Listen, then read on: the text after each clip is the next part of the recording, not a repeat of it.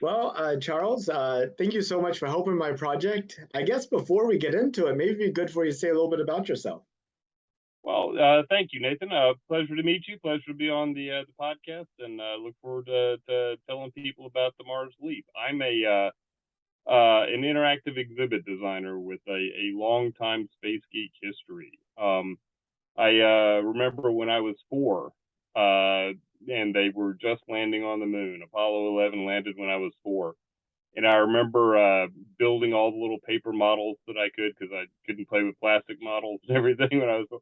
I had a shampoo bottle, an Avon shampoo bottle that was a command module and a lunar module and made a whole game and everything. And man, that was my most prized possession. I was a complete space nerd and remained so my entire life. But this project came about, and we can probably talk a little bit about the detail on that. But after reading a book about the exploration of Mars, and I looked at it and said this would make an ideal museum, a wonderful way to excite other people to share the same inspiration that I'd had, but to give them a taste of space that I think is missing today. I mean, when I was four, everybody knew they were going to be in space when they were 40, that was where humanity was going. And now it's, you know, watching rich people play games with expensive toys, and that's it's not the inspiration. It's not our space program anymore. It's their space program, and I think people who have that outlook are not going to be the people that take us to space. They're not going to be humanity is not ready to be in space when nobody thinks we're going to be there, when nobody cares. And so the whole point of the Mars Leap is to give them a taste of that, excite them about the possibilities, and then give them the tools to actually make it a reality. I mean, it sounds awesome. I mean, how do you get people excited about it? Well, it's I think making them realize that there's a frontier. Um, as humanity has grown, we've always had frontiers to look at. New places to expand, to wonder about, to excite our own imaginations. And when things got bad at home, there was always a place to run to. You could go and start new on the frontier. And as the world has grown and we've gotten so close, it seems there's no frontiers anymore. No one's going into the ocean. Few are going into space. There's no new land to be explored. It's there's no frontiers, and people think, well, there's just nothing to look forward to, and that's not true. The frontiers are where we put them. The frontiers are where we reach the end of our knowledge, the end of our experience, the end of our dreams, and say there's something beyond. So a frontier is wherever we put it. And if people look at space as something to be moved into, as something to be grown, nurtured as a human resource, then yeah, I think that lets them know there's excitement to be had. And if they know they can take part in it, that's that's critical. So what we're trying to do is we're actually trying to give them a taste of what it's like to engage in a Mars mission or a space mission of any time. We're using Mars, but from the planning that goes into it, all the mission objectives, balancing out all the risks, rewards, expenses, physical constraints, and everything. Designing their own Mars mission, going to Mars, implementing that on the ground on Mars, and then coming home. And we look at it as not only an outreach to the people who will actually be coming, but it's a major outreach for our sponsors. We're trying to find space companies who will probably be important in the Mars flight scenarios. People who drone companies would be an ideal thing. When we start exploring Mars, we're going to be using drones. We're going to be using telerobotic technology. We're going to be using solar panels and new materials and across the board.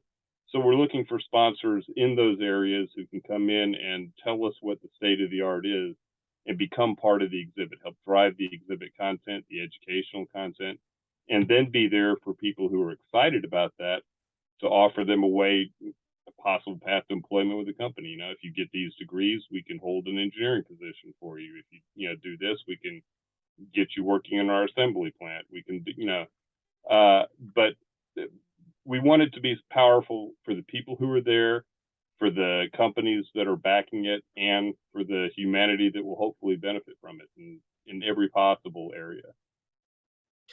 I wanted to back up a little bit to something you said about needing to have a frontier and a place that people can go to, a place to explore. And whenever you say that, I think about like the wild wild west, or California in the early days with like covered wagons making it across, families traveling. And I understand that frontier in the sense of freedom, in the sense of you go there and you could create a new life for yourself. You just had to be able to do it. And I look at what are doing in space today, and I see a big gap between those two. The support staff of a caravan going to California, zero. But for an astronaut in space, it's probably in the hundreds or if not in thousands of people. The person that's going across that caravan, they're completely pushing against the boundaries of nature and natural existence. There's nothing constraining them other than their own prerogatives and their actual ability to kind of influence the environment around them. But And then you look at the astronauts, and I mean, every minute of their day is choreographed, and it just so I I wonder if you could talk a little bit about how you see the space environment changing, that would need to happen in order for us to realize a frontier. uh, I think it's important for people to see what they're laboring on. Um, like you mentioned, the support staff for a Conestoga wagon. Let's assume that they, maybe they aren't the pioneers or the trail guide, that takes them out there and everything. They went through a horrible, horrible experience every day doing that job, and one could look at it and say, why couldn't you just go be a baker back in Boston or something like that? But there's the story about Middle Ages, a guy walking down the street and he sees a cathedral under construction. He sees one of the masons out there, and he's just pounding away with a chisel on this rock, just hot sun, sweaty. And the guy says, "What are you doing?" I'm shaping this rock. This is all I do every day. And he goes to the next guy and says, "What are you doing?" "Well, I'm building this brick for the cathedral." And the next guy goes, "I'm building a cathedral." And the next guy says, "I'm advancing the cause of God." Each one of them were doing the same task and seeing it fit in a different way. If we see that frontier of space, if we see that it's a conquerable goal for humanity, or an achievable goal, maybe is a better word, then people who are working towards that can labor in a whole bunch of different ways without being the astronaut that actually steps out onto Mars. When you watch a SpaceX launch, or all the people, certainly NASA, you see Mission Control, all those people who played a role, even if it was a little role, even if it was their crunching numbers, or they polished some mirror just perfectly or something. Each one of those nodes, that's what they were doing. They were advancing humanity. They weren't polishing a mirror. And that's, I think, what's necessary to define that frontier. If it's just labor and no one sees why, how, what the point is, then there's no excitement, there's no advancement, there's no growth. And so that's what we're looking to inspire with this. And can you describe a little bit more about the interactive exhibit that you're talking about? Sure.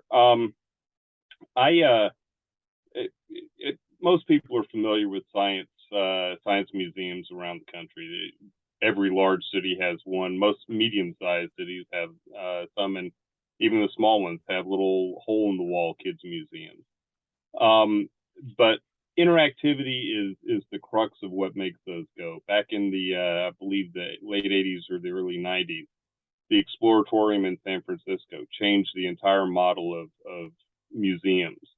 Used to be you'd go and you'd see the dinosaur, you'd see the spaceship, you'd see the plants or the birds or whatever that was in the museum, but you couldn't touch. And Exploratorium said, let's give them a way to get into that. And so they started building exhibits that involved you, that made you physically part of it, that drew analogies between physical systems and exhibits there at the museum. I once worked on an exhibit about electronics technology, where we had to model the function of the basic electronic components like capacitor, transistor, and everything using ping pong balls, and make it robust enough to live up to in a museum environment and understandable by 8-year-olds. Interactivity, bringing you into it and explaining that, is a really critical part of museum design. The museum had a motto: tell me and I'll forget, show me and I may remember, involve me and I'll understand. And that philosophy led to a whole new generation of interactive exhibitry, where you sit there and learn this concept by making changes, by manipulating it. We're looking to do something. This is grandiose, but the next step in in museum evolving with immersive exhibits. There's so many. Disney being the perfect example. Down in Disney World, where they have the Star Wars experience, where you go into this and it's not anything specifically you have to do, but you're involved in it. And everywhere you look, you see something about that theme, that thing that brings you into the story. Here, we're looking to do something that brings you into the story, that gives you many interactives to work on that are along the lines of classical exhibits, especially when we get into like the basic astronaut training. We're talking about orbital mechanics, or rocket fuel from Martian air, and chemistry, and all these things. Those are pretty well typical for the more classical interactives.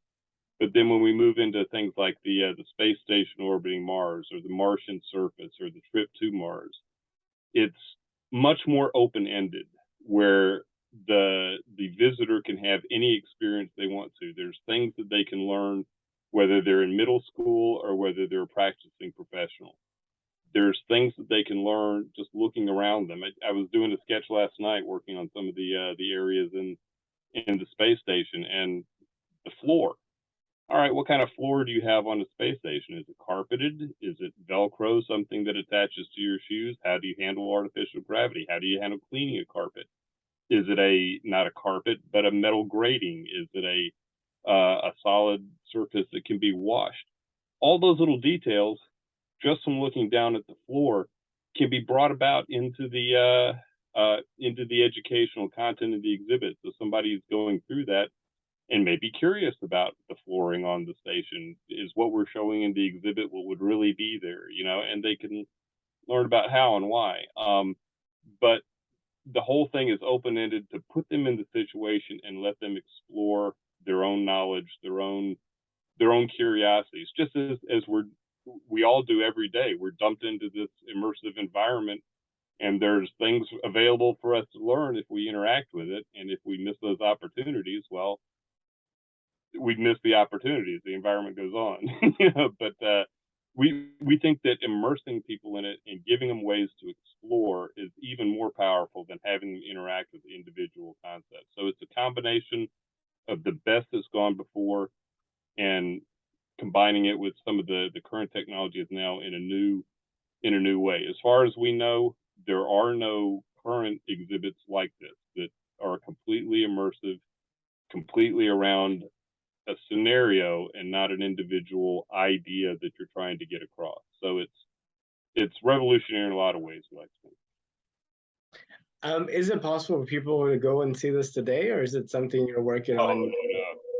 No. This is we've taken it as far as we can without having sponsors.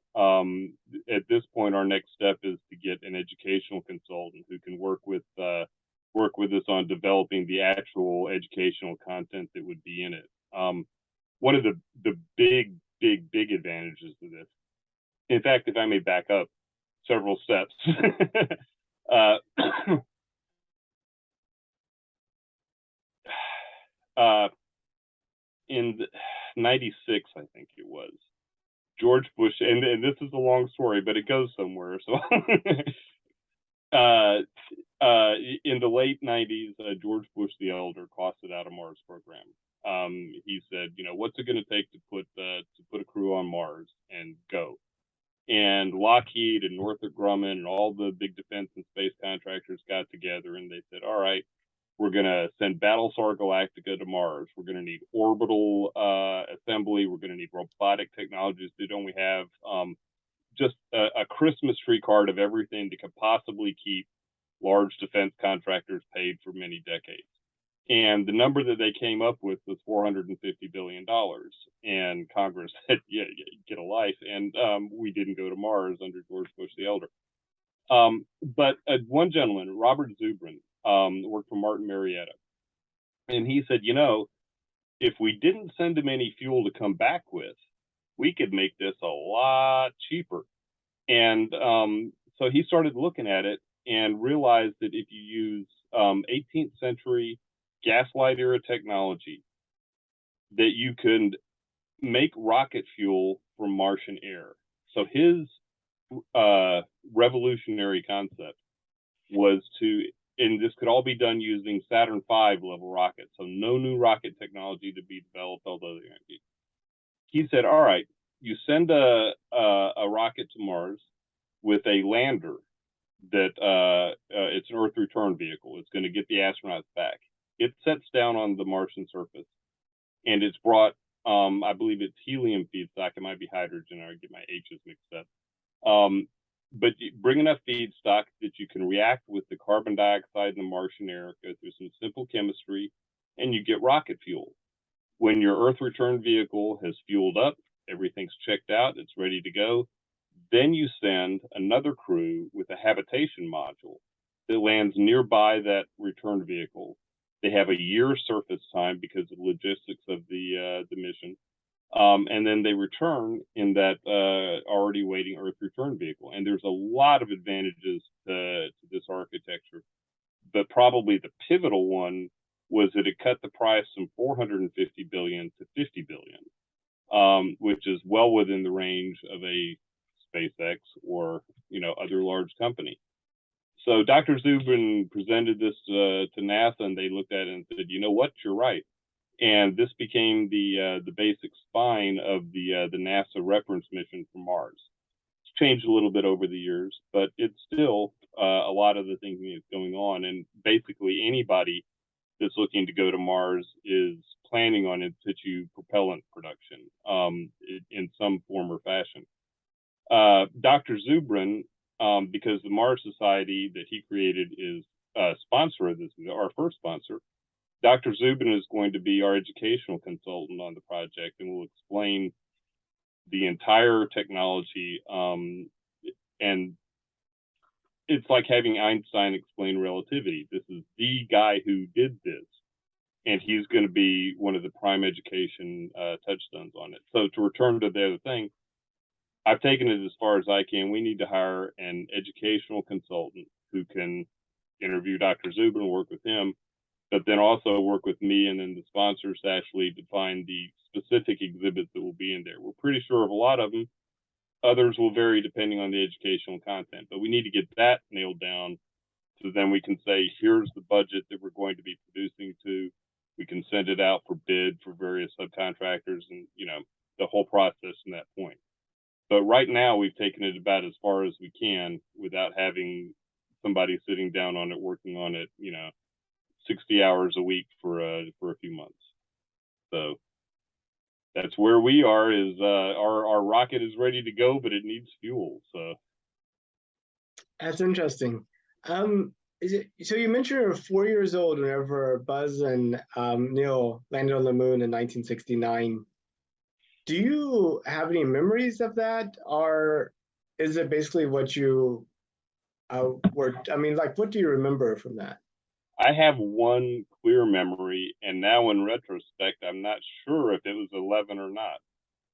But I remember sitting on this old couch that we had watching our old TV and wondering why they weren't getting out of the damn ship. They're on the moon. They're just sitting there waiting, and I was like, get out, and waiting for that, equipment checkout, systems checkout, and everything before they could go. At 4 years old, I didn't understand that, and I was just like, "This is boring." I was all excited to see it, and then nothing's happening, and you know, I don't remember the actual, Walter Cronkite crying and then, getting off the ship and everything. And it may be other missions from, 12, 14, 15 that I'm getting clips of in my head. But that's the thing I remember is seeing the camera looking at the limb on the moon. And but I was just hypnotized after that. There was no pulling me off. So by 1972, when Apollo 17 came back, and as the last Apollo flight, you would have been probably about 8, I guess, 7 or 8. Yeah, about that. And at what point did you realize we weren't going back to the moon? 85. I kept expecting it, that there would be it was a pause rather than we've given up. And nobody ever said, hey, we're not going back. It was like, yeah, tomorrow, right over the horizon. And I had to get, cynically into high school and college before I would realize that that was just not happening. So it's been somewhat frustrating for the past 40 years to see us stalled out in low Earth orbit. And I'm really looking forward. I really hope in my lifetime, and I think in my lifetime, we'll see people on Mars. Certainly on the moon, but I believe we'll see them on Mars as well, and not just flag and footprints, which is one of the critical differences in Zubrin's plan as opposed to the original plan, was just because of the orbital mechanics that the mass allows.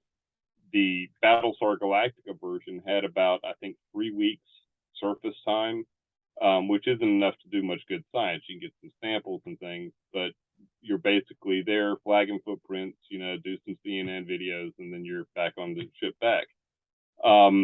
The Mars Direct architecture leaves a year surface time, with capacity to carry a rover that can carry you for hundreds or thousands of miles using native propellant, which is unheard of on the older missions. So it gives you much more advantage, much more capability to do something worthwhile. So I see it's not just going back and waving, but going back and starting to build. I guess what gives you hope that that's the plan?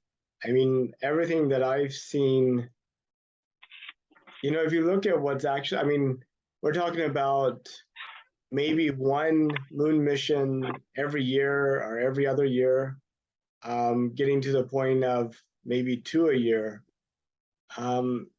It still seems like a far way from actually living off the land, I suppose. It'd take a while. But on the other hand, they're going to, the Mars Direct plan at least, envisions them living off the land very early on, certainly with the propellant production. But Mars has the raw materials in organic compounds and materials in the soil and materials in the air to actually start to live off the land. We can produce plastics on Mars, not having to ship them in. We can produce bricks on Mars without having to ship anything in. And bricks worked really well for the Romans, and stuff stood up for thousands of years. There are, brick designs for Martian colonies that could be made just immediately with very, very low tech. Certainly, there's possibilities of 3D printing habitats and structures and everything. I'm sure you've seen some of those, but it doesn't require that magic technology. It can just be guys with buckets making blocks. And I think the thing that makes me most confident that that's going to happen is cynicism again. I didn't realize when I was 4 that we weren't going because we wanted to explore the moon, because we wanted to move out into space.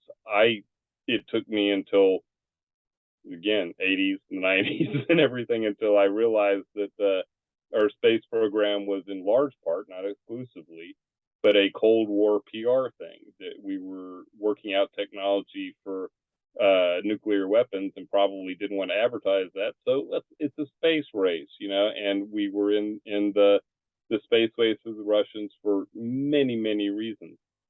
And I think that's one of the reasons we've stayed in low Earth orbit, is there hasn't been a another competitor to make us race against. But now with China and SpaceX and the ESA and other groups that are looking to go to Mars, I think it's becoming a race again.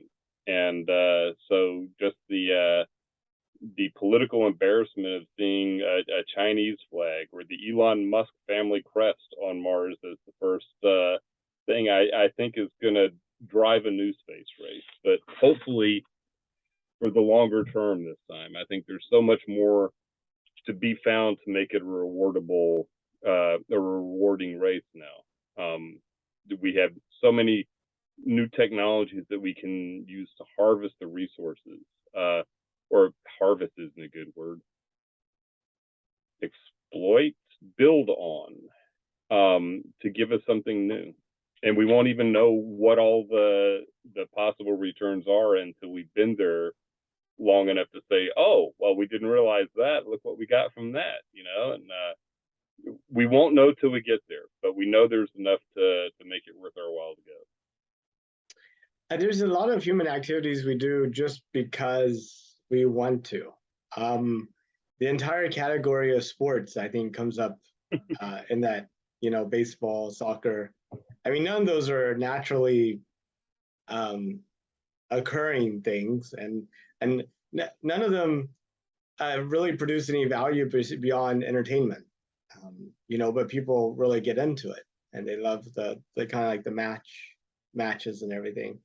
And then you have, TV shows and a gazillion things that we do just because we find value in it. But we demand something out of our space program, that it actually offers value. How do we get it to the point where the space program itself, just this concept of exploring, is in itself valuable and something we want to do just to do? That's something we actually are really looking forward to tackling on this. And if I may, for a lot of other museums, they'll teach an individual concept, how do electronics work, but they won't ask any questions around that. One of the things that we really want to play up in this is what we're calling Mission Control Earth. When you enter the exhibit, we want to ask a lot of those basic questions. Why spend money on space? Why not? There's plenty of problems here on Earth. There's plenty of places to spend money. And all the things you mentioned, the athletics, the entertainment industry and everything, those are a matter of individual choice and private enterprise. But when our government is being asked to commit money to something, it's like, well, guns or butter. There's other options. It has to be justified. And we think it can be, that the return, it's an investment. We're not, when you watch a movie, you're not investing $20 in the ticket. You're spending $20 on the ticket with no expectation of return. Here, we're investing money, expecting to get a whole lot of value through technology, money. There's a lot of stuff worth mining there that could be shipped back. There's so many, and I kind of lost my train of thought.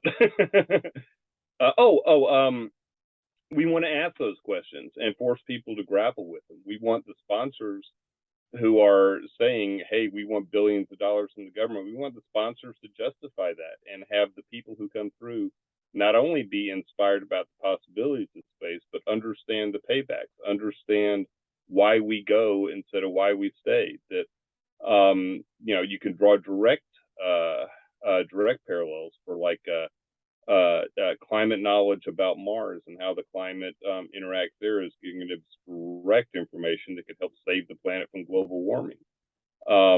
It's hard to really quantify that as a payback, but people need to understand that that's just one of the things that can come into it. Oh, also in this mission controller, Mars is not only about technology. It's not only about space flight. It's not only about all these things. It touches on every area of thought. Architecture, we talked about the bricks. How are you going to build these colonies and everything? Architecture goes through. Poetry. People have written poetry about Mars, fiction about Mars for hundreds of years. Politics. How do humans create new societies on Mars? Law. What law will the colonists be subject to? It's going to be a while before there's any functioning judiciary on Mars. For the first 20, 50 years, what law governs the colonists? That's a huge thing. But there's so many areas that this touches on, and you can't cover all of them in depth in the museum. But we wanted to have one area where there's essentially a library of books on each of these different subjects. That let's have a doctor suggest the Mars book for Mars medicine. Let's have an artist suggest the Mars book for painting landscapes or something. What kind of art is going to develop on a new planet like that? What kind of sports? Low gravity where wings would actually work. Suppose you have a low gravity pressurized dome in 3-dimensional. Quidditch could actually work on Mars. But touching on all these other areas, it shows that Mars isn't just about the technology. It's not just the physics. It's not just the cool rocket ships. It's everything. And when people realize how many areas it affects, I think they begin to see the payback in ways other than money. That there's value in conquering a frontier on its own, regardless of what you bring back from the trip. You've conquered the frontier. You've expanded, and that is sufficient reward, but that's not the only reward we're seeing, and we want to make that clear to the people who visit. So another thought, back whenever we were Europeans were coming over to North America, and whenever you had the people on the East Coast going over to the West Coast, these were very rugged people who understood hardship and who could go out there and kind of make the frontier happen. But society has become very, very comfortable, and we're not the type, as a society that's out there, ranching and farming in the same ways that we used to. We live in nice air-conditioned buildings, and we have lots of labor-saving devices, and our lives seem to be around optimizing reducing efforts. And I'm just wondering if we are the people that could go actually out there to make a frontier, if we've maybe are losing that ruggedness. Sorry, I have my alarm going off here. I think it's a different type of ruggedness that's going to be needed. You had to be physically rugged to push a plow. But Mars is going to be nothing if not air conditioned. There will be, every environment is going to be micromanaged to be comfortable as possible. And I think the people who are going there are willing to put up with difficulties in order to do this. The first people who would go into Mars, I'm not just talking about the first crew, but the first several hundred who will be going. There's not a lot of money to send people for fun. You have to be a value that's going there, and a condensed value, that you have to be an engineer and a doctor and a thing, there's going to be a lot of demands on these people. And I don't think the physical demands are the ones that are most there. And I think the mental demands, the ability to respond to stress, to be creative, to function in a pressure situation, we may be getting better at that as a society, functioning in a pressure situation more and more. But I think the people who are going to be actually dedicating their lives to be on those first few crews and everything are almost eager for the privations, because they know they're coming. They know they're going to be able to rise above them. And I don't think that's going to be what holds us back. We may have become softer as a society than the Spartans, but we've adapted to our society, and I think we're going to adapt to whatever we build on Mars because it'll be us. We're going to be comfortable Well, I think a lot of future Mars colonists are happy to hear this. in it. Well, maybe I'm wrong, but they're going to be on Mars. They can't come beat me up. Yeah, I heard once before you criticize somebody, you should walk a mile in their shoes. One, they don't have shoes, and two, you're a mile away. Yeah. Take their shoes and run. Then criticize them from there. So when did you find out that we were going back to the moon? Uh, Again, I'd vaguely heard about it, but I hadn't heard that it was, hey, let's do it until I was invited to be on your podcast and was kind of checking out your archives and everything. I'm like, really? They're planning it? They're not just talking about it? They're actually, and then some of these things click together. I've been vaguely aware of the space launch system being developed, some of the new engine tests that they've been doing. Every once in a while, something pops up. So I know something's going on, but something always seems to be going on. NASA's been, in business since the 50s. They've been doing something, and so there's always space stories going on.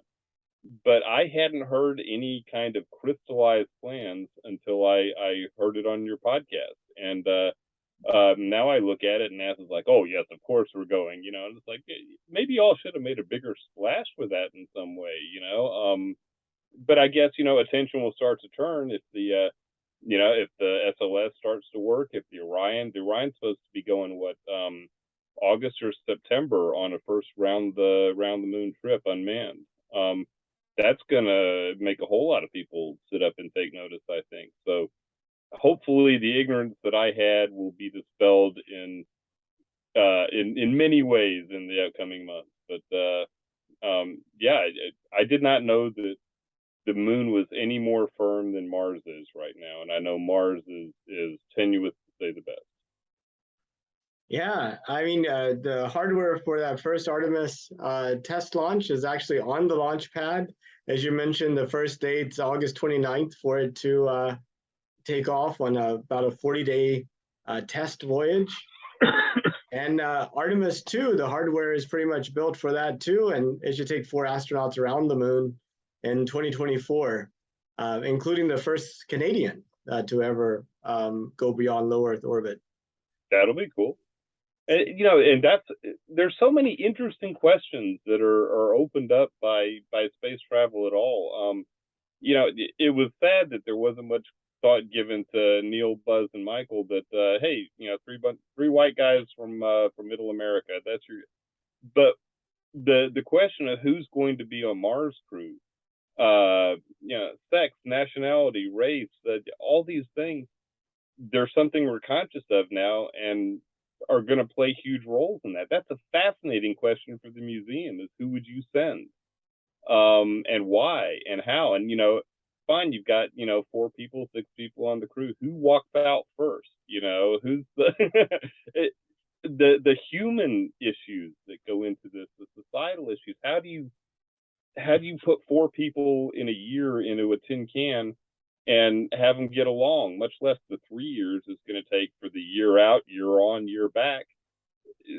It's going to be, a horror shit coming back, and they resorted to cannibalism, would be my guess. But probably they're doing more crew interaction studies that would make that less possible. But still, a fascinating issue. And so these soft issues are something we really want to get into in it. And pardon me again, I went off on a little Martian rabbit trail there. So yeah, I know it's going to be challenging. I mean, the chances of being able to take such a long trip without getting injured and going from being a resource to being a resource drain, and just that whole thing is it's going to be really a difficult experience. Those first people that go are going to be really pioneering.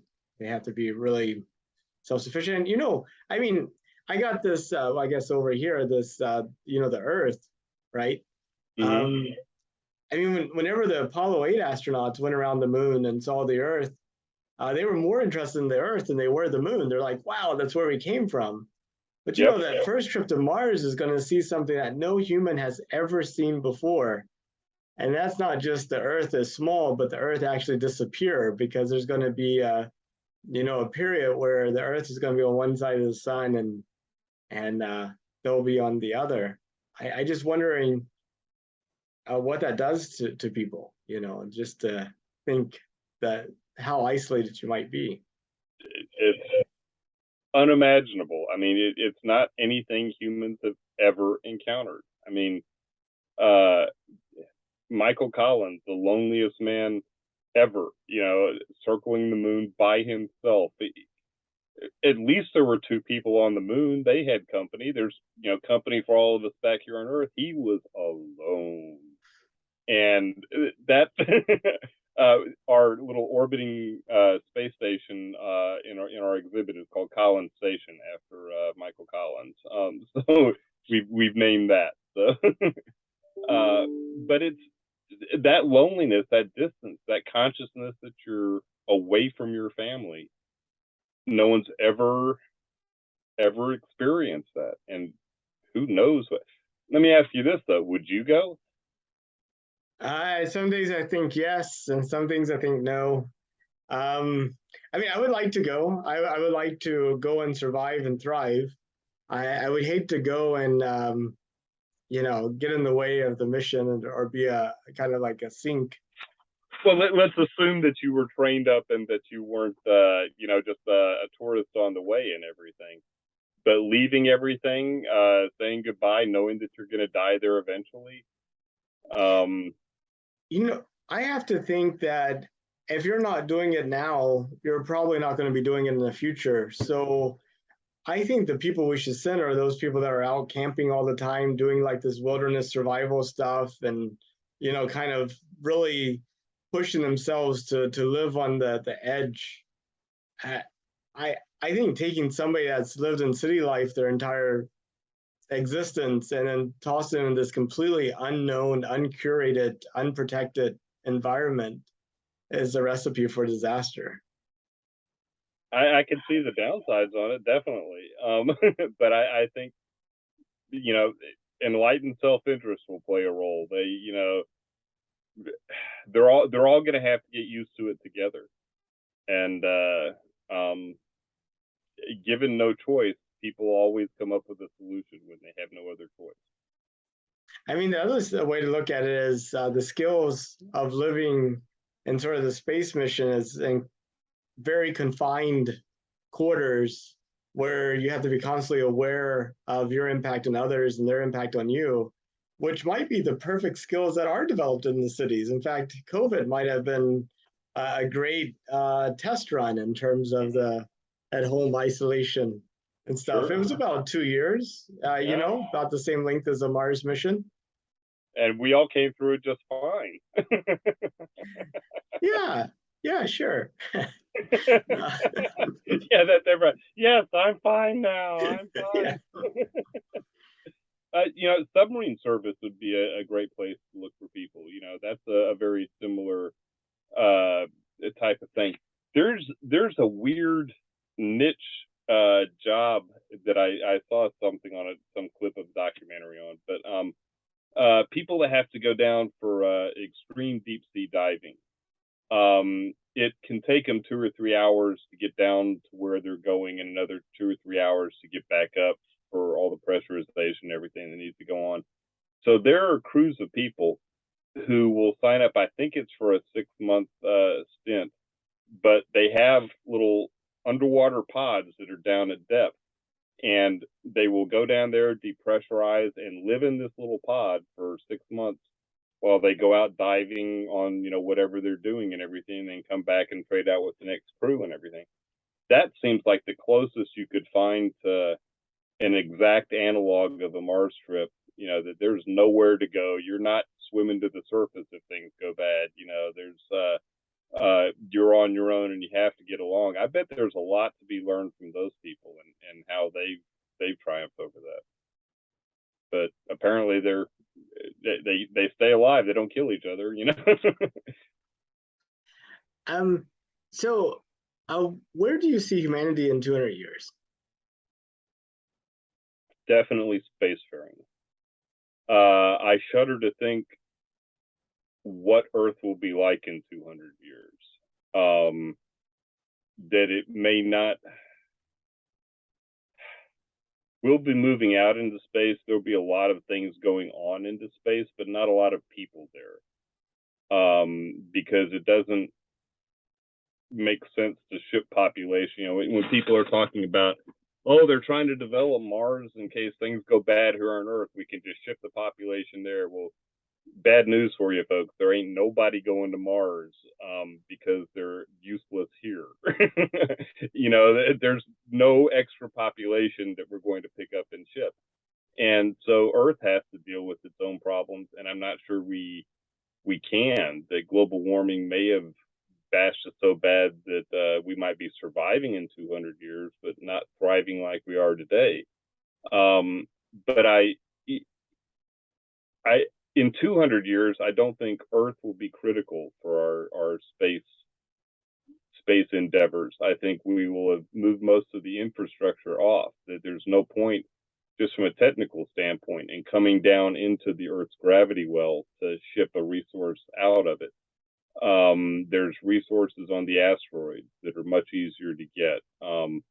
They have to build manufacturing facilities, but they can do that, you know, and it's much cheaper to build that orbital assembly station that George Bush couldn't afford. But if we're out in space doing things, that becomes needed, it becomes valuable, and it becomes much more realistic to actually build things like that. So in 200 years, I don't know what's happening on Earth, but I know that things will be happening in space, and I think it'll be more and more independent of what goes on Earth. I would hate to think that there's no Earth to go back to, but I know that we're going to be going out, and I hope we have the wisdom and the foresight and the will to keep the planet here for us, but the wisdom, foresight, and will to get out there as well. Now, I presume you would be willing to take a trip to space if you could. That you would In be a at Mars. heartbeat. In a heartbeat. My wife and I have talked about it. If the aliens come down and say you can't say goodbye, she's just going to have to wonder what happened to me.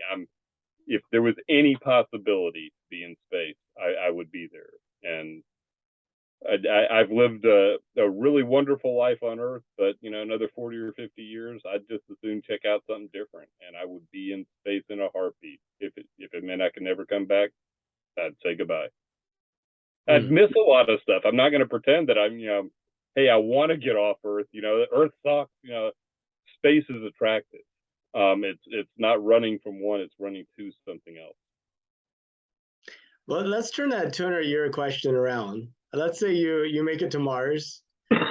It's 200 years in the future, and your great granddaughter is in high school on Mars in a history class, doing a paper about the 2020s. Mm-hmm. What do you hope happens this decade that's worth remembering in 200 years? Oh Lord.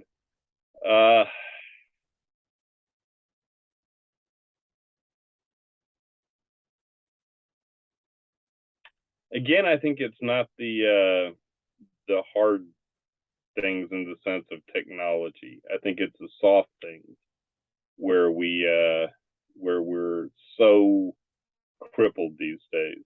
And I don't just mean in the US, I mean worldwide. I would like to think that she looks back and sees, we talked about the wisdom, foresight, and will to fight global warming, to keep our planet. I would like to think that she's able to write and say that they all got together and realized that Earth was important and figured out a way to act together to save it. I would like to think that for our social problems that we found some way to talk to each other, that and maybe that's not something you could write about in 2025, everyone got along. There's not going to be a point at that, but that maybe she could point to something where we started to try to get along because we realized that just sitting next to each other and glaring wasn't working. We have to get along, even though we don't like each other, to do anything useful. And that realization, broad self-interest, I always look at it as when you realize that your self-interest doesn't stop at your own skin, that the welfare of your neighbor is your welfare, the welfare of the person in that country is your welfare, that when you expand that idea of self-interest, that's when you get community, that's when you get society, and that's when you can solve problems. And so I'd like to think that if we're ever looking back, that there was some point at which we could say, and then we realized that we're all in this together. And I don't know how that happens. I guess people have been trying to do it for thousands of years, or at least some people have. Not everybody. But yeah, I'd like to see that there was some effort to make changes that led to something better. That'd be awesome. Well, Charles, those are all the questions I had. Is there something you wanted to talk about that we didn't get to? Let me see.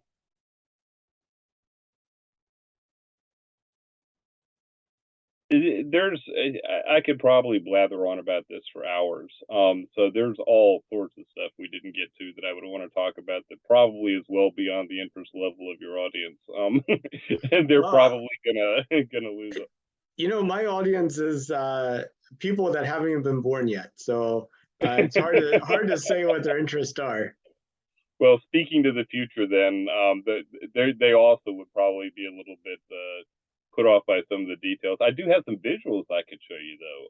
Oh, sure. If I can screen share, I can give you a quick look at.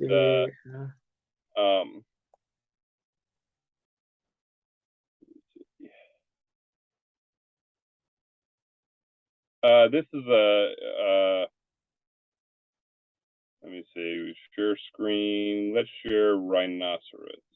Share. Okay, can you see that? I can see it. That is the sort of in progress view of the exhibit. From down here at the entrance, where you're seeing an astronaut on the surface of Mars, and can actually reach out and touch him. This is either a mirror or video that's capturing the person's face and putting their face in the helmet, so that you're actually seeing yourself as an astronaut. And then make that first connection that this is about me. This isn't about them. This is about me. But in here, sort of the mission control Earth area, with, as I was talking about, the library of all the different things, the place to sit and read. This is much better in color, but not all the way quite done yet. In here, there's sort of the mission planning and basic astronaut training. Moving on around, and here the actual trip getting there, some of the space suit stuff where you can look back into this area. There being interactive, where when you poke your head through this, you're looking through a helmet. All this is space, and there's a zero-G thrust that you have to work on. This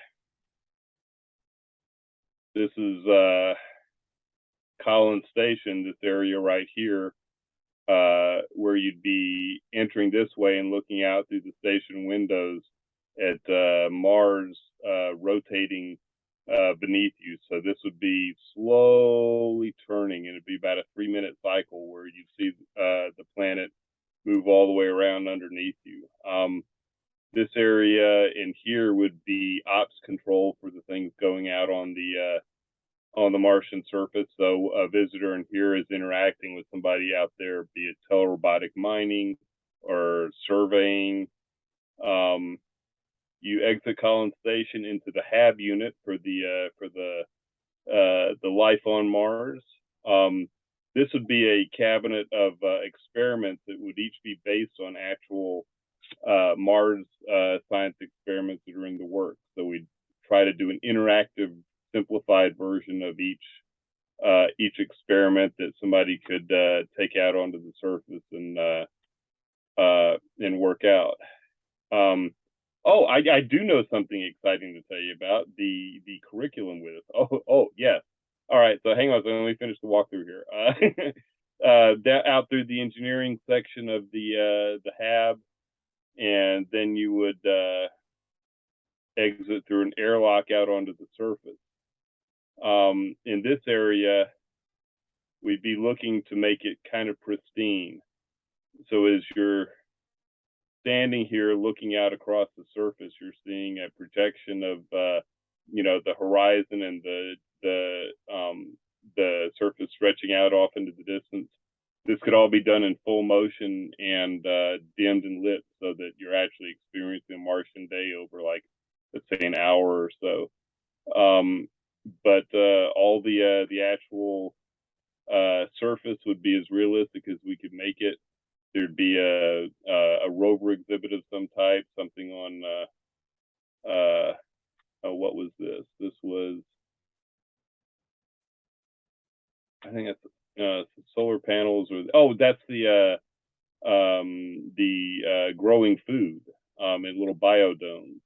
There's solar panels there, and each one of these would be an interactive, something you could do. Here's a lava tube that you can go through. And then you would exit through your Earth return vehicle. There's a simulation in there of the trip back up to Earth, and then you would enter, or you would exit. And actually, this is something worth. Let's look at this. Let's go to wireframe for a sec.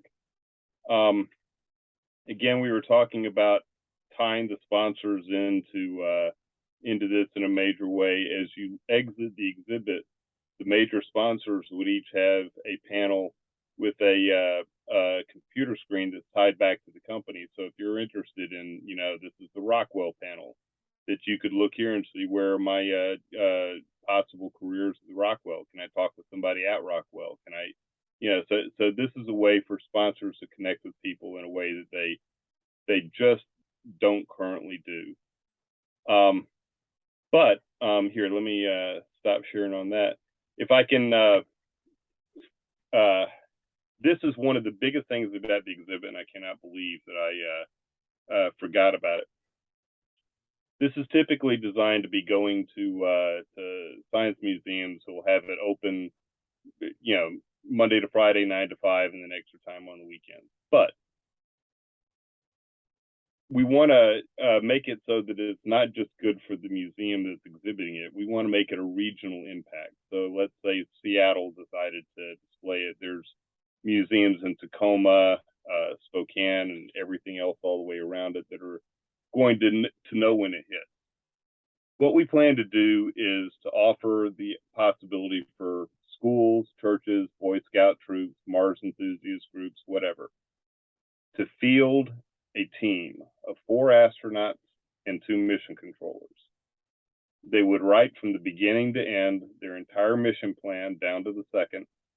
They would all get all the experiments and everything that they need to do, and the museum would either do this after hours, or maybe you could even have it where visitors are watching while it happens. But they'd clear out the exhibit, and this team would go through from beginning to end, execute their entire mission, and be scored on the results. So they'd have tasks that they had to do. They'd have, whatever risks and awards they anticipate. Did they achieve them? There would be errors that go on. You might have a meteorite strike that you have to repair, unplanned things that drop in. Maybe one of your people gets injured and becomes a mission draw as opposed to mission contributor. All these things could happen, but each team goes through, gets a score. There would be scholarships for many of the players, let's call them. But the big grand prize that they're all competing for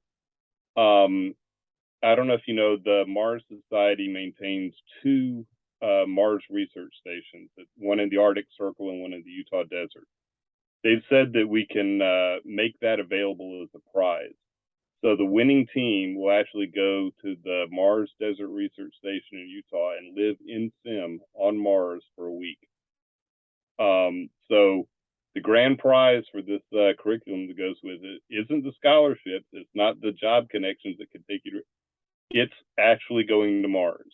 And so that's the big jewel of this is that when it hits, it's your chance to go to Mars, be it through this exhibit, be it through the Mars Desert Research Station, or be it through an actual space launch system in 10 years. So That I think sounds that was the one thing I'm glad I didn't forget. that sounds really awesome. And I really appreciate the write-up you gave me. I'll put that with the video, and hopefully people can reach out to you. And I'd love to see this thing become real and get to come visit it myself. Well, thank you. I'm really excited for opening night one day. So yeah, we're if there's anybody out there watching who sees, for the companies, again, this is a wonderful outreach. It's a great way to be associated with something positive, future looking. And I could see this as fitting into a whole lot of tech companies' marketing plans. So if there's anybody else out there who's marketing, department for one of these big companies, give me a call. Let's talk, and we'd love to have your help on not only the monetary part, which we desperately need, but we want people to help us be a team on this. We don't want to just take their money and run. We want them to be part of this. So when this goes out, it's something for everyone. Just like when we go to Mars, that's going to be for all of us. So we're trying to get a little capture of that experience here. Well, thank you so much, Charles. I really appreciate you meeting with me, and it's amazing to hear about the work you're doing and the plans you have, and kind of your views on the present and the future and the past. And I am nothing if not shy about my views. well, with that, I hope you have a good rest of your evening, and I look forward to hearing more about the progress you make towards this vision. Nathan, thank you very much. It's been my pleasure, and I'll keep touching base with you, keep you posted, and I hope to have interesting things to share soon. So thank you very much. Thank you. Okay, bye-bye. Bye-bye. Have a great night.